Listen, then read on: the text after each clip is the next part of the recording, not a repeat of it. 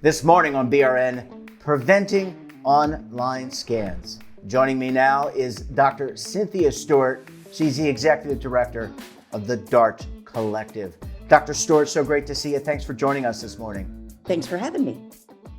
How vulnerable do you think our seniors are to scams and online fraud today? Well, the numbers tell a pretty clear story that seniors by far, like an order of magnitude, lose more money to scammers than any other, and particularly American seniors, lose more money to scammers than any other demographic in the world. But I want to take issue with your word choice there. They're not actually more vulnerable. They are more targeted. Okay, The so latest good. research shows that the most vulnerable generations are actually the millennials and Gen Z. The so-called digital natives that everybody thought they would just automatically know how to work in this digital world. We haven't taught them the skills to recognize deception, whether online or in real life.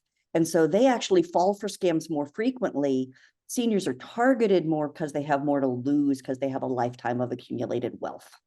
And I will willingly accept that correction. Thank you so much for that. And let's talk about, I want to separate the digital natives, the younger generation. We'll come back to them in a second, but let's talk about our seniors. You mentioned they have a lot of wealth. This is, we hear about the silver tsunami, the great wealth transfer. Uh, where do these bad actors targeting these individuals come from? Do we have an idea? Is it here in the States? Is it here or is it abroad? Scammers are getting, I mean, the short answer is yes, both. Okay. You have the small time scammers who will just randomly pick people and pull off relatively small things. But scammers in the last 10-15 years have gotten more and more organized, and they are, they have playbooks, they have scripts that they work from. They are A lot of them are overseas, which makes it harder for U.S. law enforcement to go after them. But there are efforts to do that and working with international partners. But yeah, they have gotten very sophisticated. And I'm sorry, I'm saying too much, but That's no, I mean, yeah. So a lot of them are overseas and are they do share information with each other. So once someone has fallen for a scam, other scammers will be informed that, hey, we've got somebody here who is susceptible, and so then they will get hit by more and more scammers. It's really quite sad. It's individuals against, yeah, it is organized crime at this point. yeah. And how do we protect our seniors? What do we need to do to further inform them? Because as you said, I mean, this is organized crime. They're adjusting tactics. There's all sorts of different ways that they can scam people, from sounding like somebody using artificial intelligence, I would assume, to pictures, to having websites that look almost exactly like financial services companies. Yeah, the scammers, yeah, they've gotten very, very sophisticated, and the amount of money involved in things like cryptocurrency scams is so high that, yeah, they put in their websites probably look better than the real ones because it's worth it to them to build things that look really, really shiny.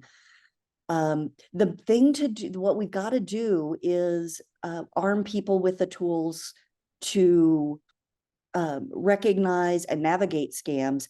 And all of the information is out there. I won't pretend that we have some magic silver bullet that people haven't found before, but it's helping to remind people on a daily basis that they keep vigilant for it, because the scammers look for those vulnerable moments. They will call you in the middle of the night because you're not as alert. They know they've been practicing their techniques since forever, since humans have been human. And they've always used the latest technology since the printing press was high tech. They know what they're doing, but there are just a few things that people can do that will help keep them safe if they remember to do it. Because what the scammer's secret sauce is that they bypass your rational brain and get right into your emotions. If the more you have seen things and thought about it and sort of built up that resistance and mental muscle memory, then the more likely it is that your rational brain kicks in and goes, wait a minute, I've seen this before. Maybe I better just call my grandchild to make sure that it's really them calling me in trouble and not someone pretending to be them.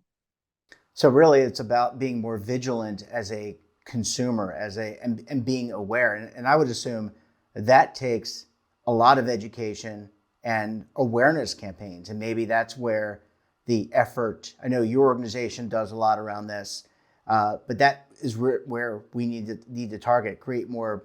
I wouldn't say billboards, but emails and ways to inform people. Hey, here's the latest tactic. Here's what people are doing. And I see some of this, Cynthia, from like the FBI and local authorities, but we probably need to do it at a greater scale.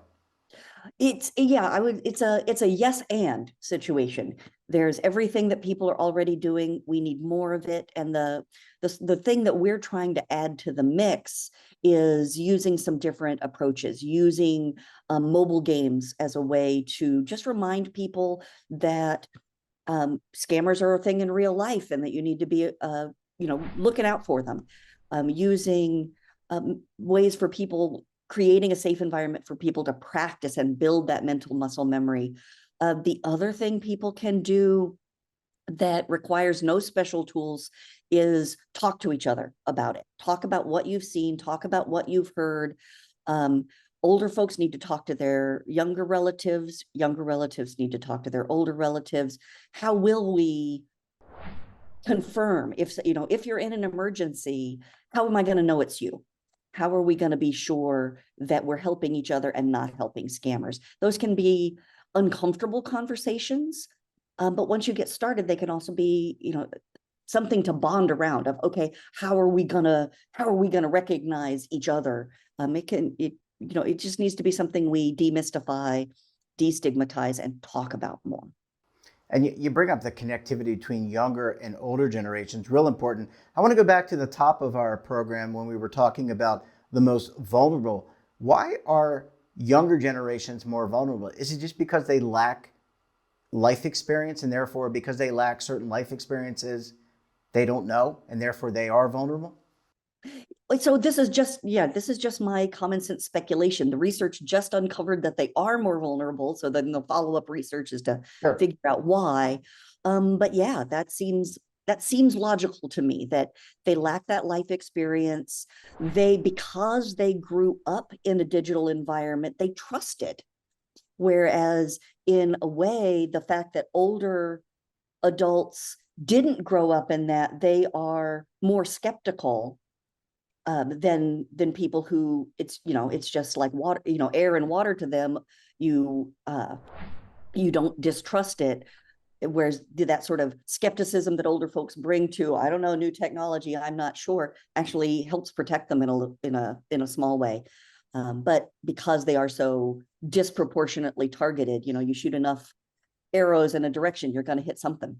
Yeah, and I mean, looking at some of these digital platforms, there's so much. You play with TikTok, or you play with Twitter, or excuse me, X, or you go on YouTube. I mean, there's so many people that are putting content out there. I think it's really hard for people to be skeptical and to scrutinize and say this is good information or it's misinformation. Yeah, it is difficult, and it's always been difficult, that fighting your own cognitive biases. Somebody says something that you want to be true, you're more likely to agree with it and not question it. And those are precisely the things that you need to question, are the ones that you automatically go, yeah, that makes, that resonates with me. The ones that you automatically go, no, that can't be true, are less dangerous to you, because but again, it has this effect that we end up in our silos, and the algorithms feed us what we want to see, Yeah, instead of being sort of balanced. And we have to seek out the things that challenge our points of view, and that's uncomfortable. People don't like to do it. absolutely. Do you think, my last question to you, because I would love to continue this conversation in another episode, but do you think this is only the beginning and we're going to see more and more of this just because of the volume of things going on in the digital world. This is just the cusp. Yeah, the technology is always getting better. It's always getting cheaper. You don't need supercomputers to fake images and voices anymore. So if it's easy, people will do it, and you'll see more and more of it. The good news is that the same sort of protective behaviors will protect you. You've just, in a way, let go the idea that you're going to be able to spot if it's fake, and just know that you've got to verify everything. No Yeah. matter how much it looks or sounds like someone you know, verify it. No matter how real that website looks, verify it. Never click a link if unless it's something that you were expecting, that you contacted the company and and you are expecting a two-factor verification. Otherwise, don't engage with it. If you didn't initiate it, don't engage with it. Verify it through some other source that you know is reliable. Those few behaviors will protect you no matter how good the fakes get. Yeah, and they are good. They're like con men and women. Cynthia, we're going to have to leave it there. Thanks so much for joining us, and we look forward to having you back on the program again very soon. Thanks so much. Have a great day. And don't forget to subscribe to our daily newsletter, The Morning Pulse. Details at our website. And we're back again tomorrow with another edition of BRN. Until then, I'm Jeff Snyder. Stay safe, keep on saving. And don't forget, roll with the changes.